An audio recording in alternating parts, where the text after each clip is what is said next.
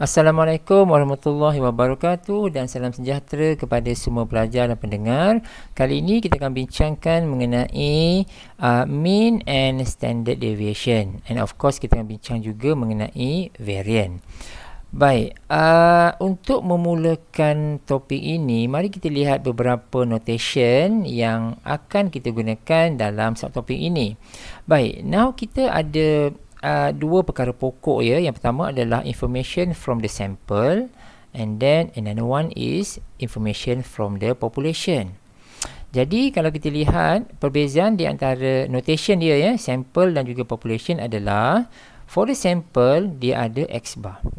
Ya, ada X bar, ada X bar, ada X bar. So yang ini adalah dia punya purata, ya, mean, ya, mean mu X bar. Ini adalah variance sigma squared X bar, dan ini adalah standard deviation sigma X bar. Sementara untuk yang population tidak ada X bar semua. So basically di dalam contoh yang dikemukakan di dalam topik ini, kita biasanya diberi info bagi population and we are asked to find yang sample. So macam tu. So oleh sebab itu kita kena berhati-hati yang mana satu yang kita kena letakkan information tersebut. Basically dia start dengan yang ini, lepas tu baru kita cari yang sample. Okay, so sekarang ni nampak tak dekat sini kita ada mu X bar sama dengan mu. Baik, ini adalah benda yang basic ya. So ini berlaku jika the population is normally distributed. Dia sebenarnya dia ada dua. Yang pertama adalah the population is normally distributed. Yang satu lagi adalah the population is not normally distributed. Dia ada dua. Baik, saya jelaskan dekat sini. Yang ini ya. Baik, consider two cases. The sampling from the population is normally distributed. Yang pertama. Yang kedua adalah not normally distributed. Okay. So, ini kita skip sekejap. Rumus yang kita gunakan, nampak sini, for each cases, ya, dia menggunakan rumus yang sama. For the mean, for the variance, for the standard deviation. Kenapa dia sama? Bukankah tadi kita ada dua benda yang berbeza, normally distributed dan juga not normally distributed? Kenapa dia boleh sama? Baik. Dengan menggunakan dalam kes ini kita akan menggunakan central limit theorem. Ya, central limit theorem menyatakan jika size sample adalah besar, ya, yang untuk ini ya, untuk not normally distributed ya. Berdasarkan central limit theorem, jika size sample adalah cukup besar, iaitu n lebih besar dan sama dengan 30, maka ia akan menghampiri normal. Sebab itu kita boleh samakan dia. Boleh? Okey. So, kalau dah semuanya sama, apa beza di antara kedua-dua ini?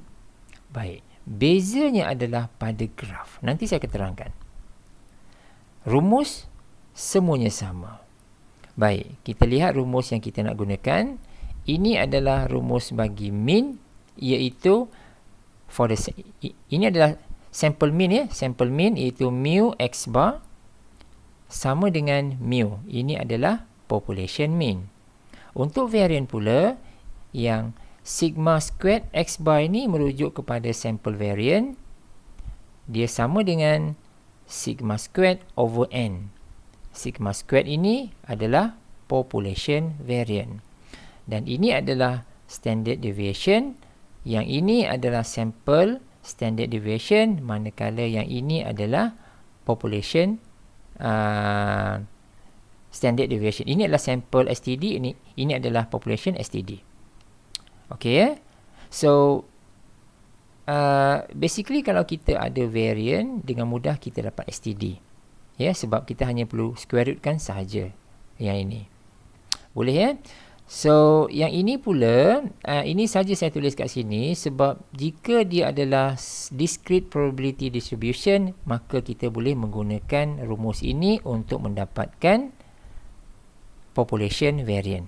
Ini ya, jika adalah, jika perlu kita gunakan, jika tak Jika tak perlu, kita abaikan yang ini. Okey, so yang penting adalah rumus ini. Ketiga-tiga rumus ini akan kita gunakan. Normally kita akan gunakan yang mean dan juga standard deviation lah ya. So maka kita perlu tahu yang ini dan juga kita perlu tahu yang ini. Baik. Tadi saya sebut kedua-dua ini kan. Dalam penggunaan rumus, kedua-duanya adalah sama. Bezanya di mana? Bezanya adalah pada graf. Ini dia. Yang bahagian ini adalah untuk normally distributed dan bahagian ini adalah untuk not normally distributed. Cuba lihat pada graf dia. Dan bila kita nak lakarkan graf ini, kita akan melibatkan standard deviation untuk population dan juga untuk sample. Ini adalah standard deviation for population. Ini adalah standard deviation for sample. Jadi, kalau kita lihat yang normally distributed, dia adalah, nampak tak dia? Dia adalah symmetric. So, macam ni. Satu tinggi, satu yang rendah. Tetapi, in comparison dengan not normally distributed, graf ini, dia akan skewed to the right. Ya, graf yang tinggi ini akan skewed to the right. Salah satu graf tu lah. So, maksud dia salah satu graf itu is not identical. Okay. So, macam tu. It's not symmetric lah. So, macam tu. So, jadi, cuba kita lihat dekat sini ya. Jika kita diberi dua standard deviation. Ini adalah population. Ini adalah sample. Yang population ini lebih besar. Betul? 3.7. Sementara untuk sampel ini lebih kecil, 0.616. Jadi, ciri-ciri dia, jika standard deviation ini lebih besar, ini ya, maka ketinggian dia lebih rendah dan dia lebih widely spread. Ini lebih besar, maka dia lebih rendah. Ini lebih kecil, maka dia lebih tinggi. Sama juga dekat sini, nampak tak? Ini adalah population, ini adalah sampel. Population ni lebih besar, sebab itu dia lebih rendah. Yang ini lebih kecil, sebab itu dia lebih tinggi. Boleh ya? So, ini adalah dua ciri yang untuk nilai bagi standard deviation. Kalau dia lebih besar, maka dia lebih rendah dan dia widely spread. Boleh? Okey, now kita lihat beberapa contoh di sini. Ada 3 contoh sahaja dekat sini untuk kita bincangkan. Ini adalah contoh yang pertama. Bagi contoh yang pertama ini, jika kita baca, kita lihat the first part of the sentences, dia akan merujuk kepada semua maklumat berkenaan dengan population. Jadi kita ada apa dekat sini? Kita ada mean 27.5. So, kita terus buat mu sama dengan 27.50 dekat sini. Ini adalah merujuk kepada population mean. Sementara yang standard deviation yang diberi ini adalah population standard deviation. Jangan terbalik ya. Jangan kita letak ini sebagai sample standard deviation. Nanti dia akan jadi salah kat sini.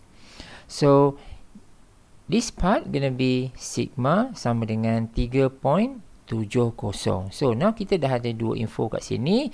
Dan soalannya adalah find the mean and standard deviation for the sample. Nampak? So, ini adalah sampel. Yang warna merah ni adalah sampel. Jadi, kita akan menggunakan kedua-dua rumus. Ini dah saya terangkan tadi. Dua rumus ini, satu adalah for mean. Ini adalah untuk standard deviation for the sample. Dan nilai N yang kita perlukan adalah seperti berikut. So, N36, N80, N250. Just substitute all this value dalam formula dan kita akan dapat jawapan. Boleh?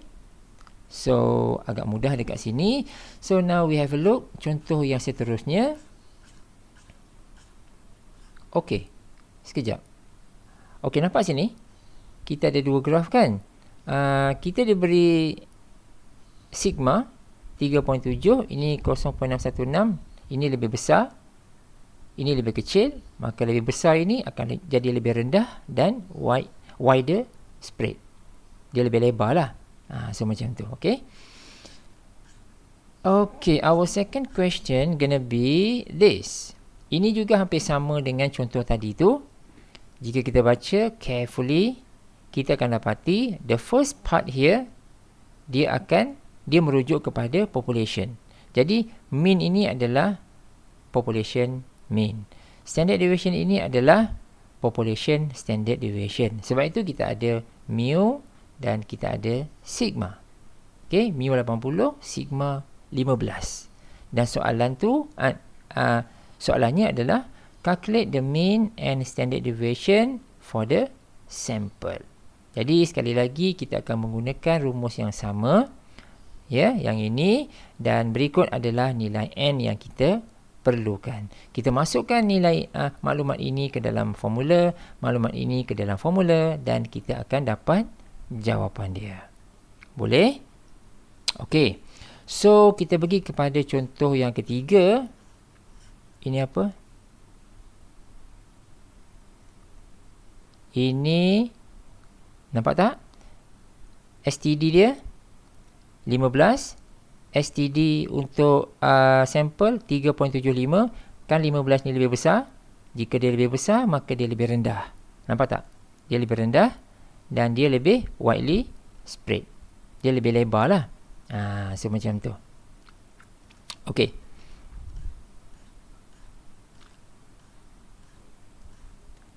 Baik, ini adalah satu contoh yang merujuk kepada not normally distributed.